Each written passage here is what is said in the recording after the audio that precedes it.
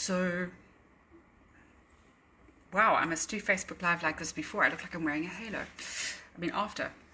So I got a message on Facebook from a guy who I will be responding to directly, but it hit me with such a six. Because one of the things that have been said to me quite a lot over the past 9, 10 days, when they talk about the ban on alcohol and cigarettes, is, well, it's easy for you because you haven't had a drink for a really long time and you never smoked. And I haven't shown the irritation that I feel when I hear that. And I'm not going to show it now.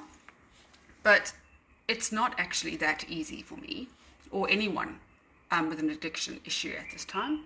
It doesn't matter that it's been 18 years for me since I had a drink. I have the same stresses and pressures that I always did. Some are amplified over this time.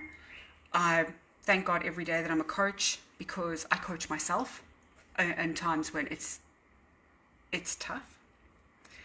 And so while I know that as a sector of society, addicts, a lot of you look down on us. And I can understand why, because addicts ruin a lot of lives. You know, we lie, we're mean, we don't do things we say we will, we do things we say we won't. But we try. And what's been quite rough for me has been hearing about how easy my life is, because I don't need alcohol, so I don't need to have a drink. And I don't want to dwell on as I say, on how that makes me cross. But what I do want to say is the Facebook message that I got was from someone saying he's not drinking anymore, but he is finding it difficult to sleep. And although he's not craving alcohol, he is upset. Those stresses, those pressures, those triggers are happening. So this is about what I do when my triggers come up. And everyone's triggers are different. Everyone has different coping mechanisms. So please don't take this as me telling you what to do. I would never presume. And this is certainly not any official prescription. So my triggers are when I start feeling claustrophobic. And that doesn't necessarily have to be when I'm trapped at home. The most claustrophobic I have felt in the past 6 years is when my mother died. And I felt like I was trapped in that grief, like that horrible jelly that you have in pork pies aspic. I felt like I was stuck in this emotional aspic. And I just couldn't breathe. And the reason I used to drink wasn't because I wanted to feel something. My issue is general panic and anxiety disorder. I've had it all my life. It's chemical. I've had it since before it was cool. You know, in the olden days when mental health was one of those things you just never spoke about. I've had it since then. And then it got cool, now it's uncool again. And so I drank to feel nothing. So when those feelings come up, and there's no outlet, it's tough. And I know for a lot of people out there who are addicts and alcoholics, exercise is a big thing. I know for me, it's a massive thing. For me, exercise is not about abs. I've never had them. I believe there are some, but, you know, I'm all about letting some of the mystery stay inside, deep inside. But it's never been about that for me. It's about being able to switch off. So how do we switch off? Well, at this point, I really am of the opinion that repetitive action for me works. I'm knitting what I think might be the ugliest sweater I've ever made for my daughter. She loves it. She's got this thing about olive green, can't stand it. So I'm making that for her. I'm binge watching Law and Order. It's always been my go-to series when I'm stressed or upset. I remember the second time my mum got cancer. I went home after I heard the diagnosis and I lay on the couch and watched 9 episodes in a row. I don't know what it is. I think it's calming, you know, the repetition of that. I try to stay out of the fridge. So the last time somebody said to me, how do you do it? It's so easy for you. Like, how did you get there? And I'm like, oh, dude, don't even try and compare it. Really, really. I ate 12 chocolate eggs, one after each other. I was sick. Like, it wasn't funny. You can laugh. You can have that. God, can you believe Sam ate 12 of those chocolate eggs? And they weren't even my chocolate eggs. They were the kids' chocolate eggs. So I ate them, and then I took another packet, and I kind of just put 2 in each, and I've placed them on the shelves. They don't know I've eaten them yet. How cool is that? And neither of them are on Facebook, so I've got to replace those tomorrow.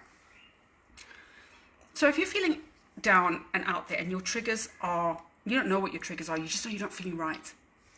And people talking about alcohol is making you really edgy, and talking about cigarettes is making you really edgy. Then take a step back and go, right, what is it that has been triggered here?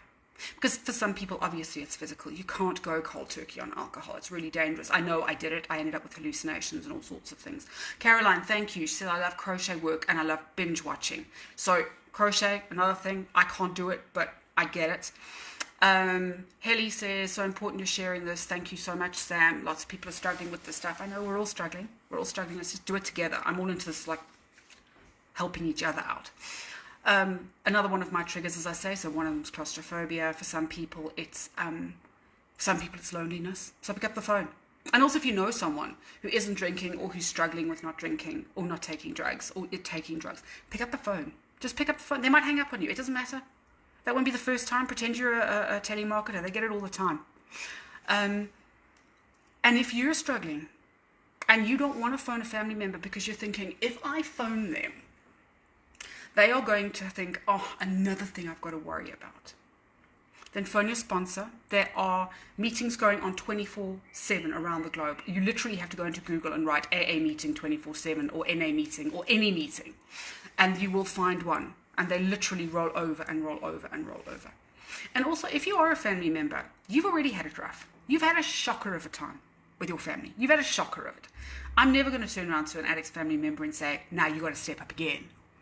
What I am going to say, though, is if you still have space in your heart for this person, if you still have room in your heart for this person,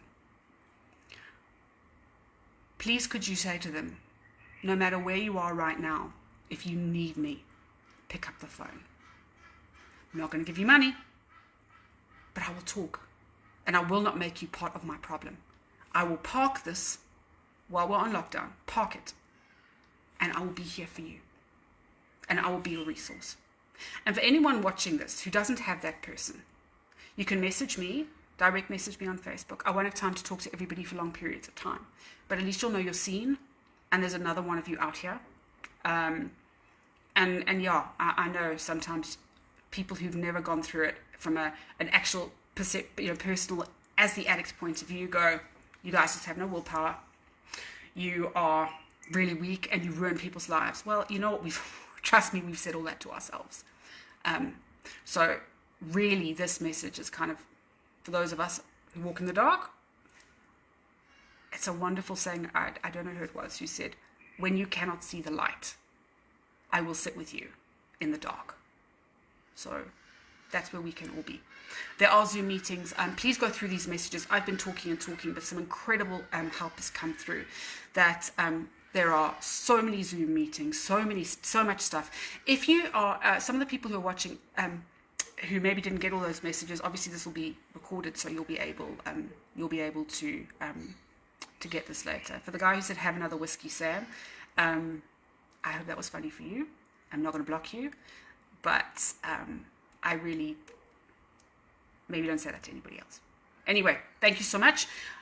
Good luck, and as I say, inbox me. I will always have time for anybody who doesn't have anybody else, because I remember a time where that nearly happened to me.